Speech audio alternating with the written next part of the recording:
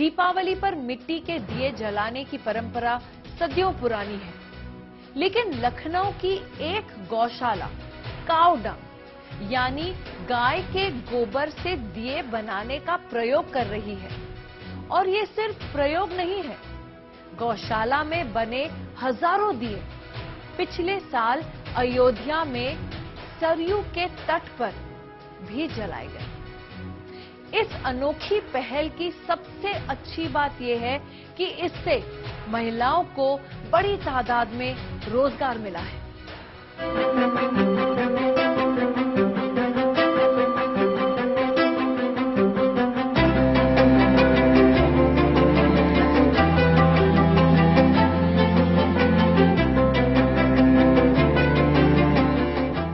राम की नगरी अयोध्या जब पिछले साल असंख्य दीपों से रोशन हुई, तब दूर कहीं लखनऊ की एक गौशाला खुशियों से खिल उठी, क्योंकि रामनगरी में रोशन 7.5 लाख दियों में गाय के गोबर से बने दिए भी शामिल थे, जिन्हें मलिहाबाद की इसी गौशाला में बनाया गया।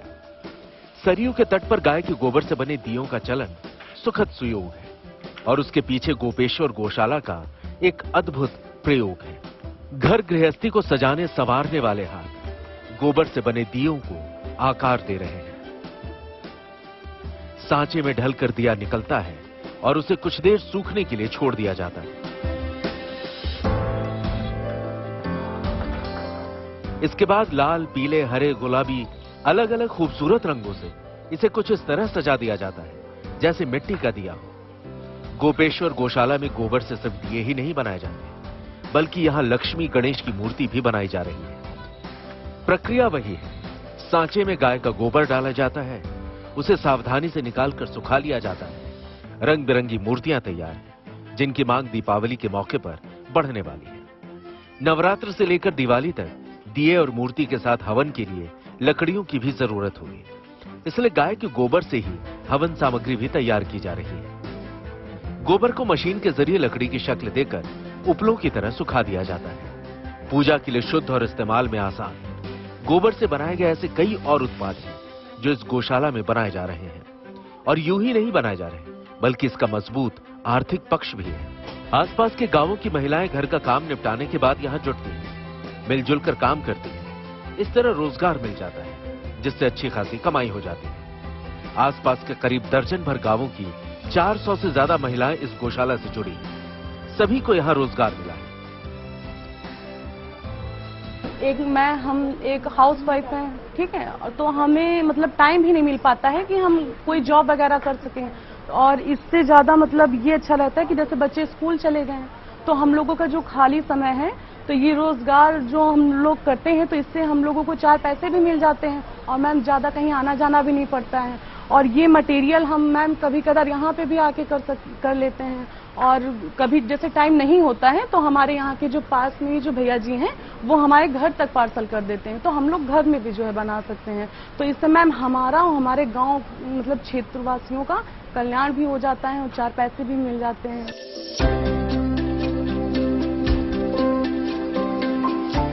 गाय के गोबर से दिए, मूर्तियां और तोरण द्वार तो बनाए ही जाते हैं, साथ ही यहाँ गोमूत्र से फिनाइल की तरह गोनाइल भी तैयार किया जाता है, जो साफ सफाई के काम आता है। लेकिन ये गौशाला खेती किसानी को लेकर जो प्रयोग कर रही है वो जबरदस्त है। गाय के गोबर से यहाँ जैविक खाद बनाई जाती है, जो इस इलाके में रासायनिक खाद का विकल्प बन रही है, साथ ही आमदनी के नए रास्ते बना रही है।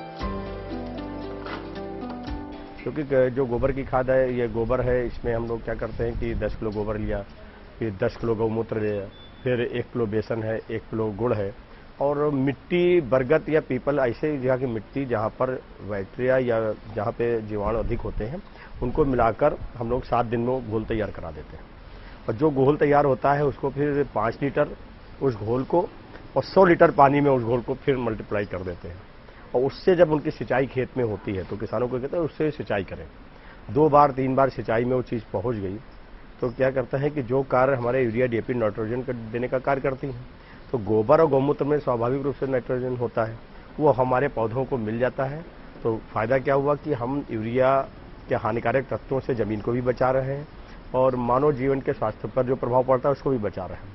अब ऑर्गेनिक जो हम अनाज पैदा कर रहे हैं, अब गेहूं की गेहूं मार्केट में ऐसे बिकता है। अब हमारा प्रयास है कि एक गांव में एक समूह बना दिया, 8-10 लोगों को बना करके उनको एक मशीन ला के दे दी जिसे दलिया बना दें, और गेहूं की दलिया बन गई और दलिया की पैकिंग हो गई। तो एक तो ऑर्गेनिक गेहूं की दलिया और साथ में महिलाओं की पैकिंग में, तो उनको रोजगार। मक्का हो गया, मक्का 25 रुपये 30 रुपये किलो बिकता है। हमारा प्रयास है कि मक्के को हमको उसमें जो प्रक्रिया है वो करने के बाद 100 ग्राम 200 ग्राम की पैक करके उनको हम दे पॉपकॉर्न बनाने के लिए, या मक्के की दलिया। इस तरह उनकी आमदनी कैसे बढ़े, इस प्रकार कर रहे हैं। गोपेश्वर गौशाला की खास बात यह है कि यहाँ करीब 300 निराश्रित गोवंश को संरक्षण दिया गया है। ऐसी गायें जो दूध नहीं देती, उन्हें अक्सर लोग बेसहारा छोड़ देते हैं, लेकिन इस गौशाला में उनकी देखभाल की जाती है, उनको सुरक्षा दी जाती है। गोबर और गोमूत्र से उपयोगी उत्पाद बनाने का जो मॉडल तैयार किया गया है, उससे गौशाला का भी खर्च निकल जाता है, साथ ही आमदनी भी हो जाती है। एक तो बात यह है कि जो गायें हैं उनको भी मतलब यानी कि बस सुरक्षित हैं, अब उनकी देखरेख होती है, उनके गोबर से हम लोग कार्य करते हैं। जो तो यहाँ की जो आसपास की महिलाएं हैं उनको बहुत अच्छा रोजगार का मौका मिलता है, अपना वो भी काम करती हैं। करीब 22 साल पहले गोपेश्वर गौशाला ने निराश्रित गायों की सुरक्षा की मुहिम शुरू की थी। अब बड़ी तादाद में लोग इससे जुड़ गए हैं, लेकिन यहाँ के गोबर के दियों से इसे बड़ी पहचान मिली है। खासकर अयोध्या के दीपोत्सव और वाराणसी की देव दीपावली में गोबर के दियों के इस्तेमाल के बाद ये गौशाला चर्चा में है। ज्यादा तैयारी है कि 7.5 लाख दिए इस बार अयोध्या में जलने हैं, जो अन्य भी समूह से लिए जाएंगे। लेकिन मेरा प्रयास, अभी पर्यटन मंत्री जो हैं जयवीर सिंह से हम लोगों ने भेंट की, इस विषय में उनसे चर्चा की कि जो कुछ जो मिट्टी के दिए अभी तक जल जाते थे, तो उनको अब इस बार आप अपनी तरफ से करिए कि 100% जो है वो गाय के गोबर के बने ही घाटों पे जलेंगे, उस पर्यटन जले। इससे क्या होगा कि हमारे पूरे उत्तर भारत की जो भी महिलाएं हैं जो बना रही हैं, उनको भी आत्मविश्वास भी अच्छा लगेगा कि हमारे दिए जो हैं अयोध्या की देव दीपावली में जल रहे हैं या बनारस की देव दीपावली में जल रहे हैं। और गाय के गोबर के दिए की इतनी मांग बढ़ेगी कि उससे उनको रोजगार भी मिल जाएगा। गोपेश्वर गौशाला के दियों और मूर्तियों की मांग बढ़ी है और इसी हिसाब से गौशाला में काम भी बढ़ गया है। महिलाएं अब यहाँ अलग अलग शिफ्ट में काम करती हैं। आने वाले दिनों में नवरात्र और दीपावली के लिए बड़े पैमाने पर दिए तैयार करने हैं, इसलिए काम तेजी से हो रहा है। इसी तरह प्राकृतिक खाद की भी डिमांड बढ़ी है, क्योंकि किसान इसका फायदा समझने लगे हैं।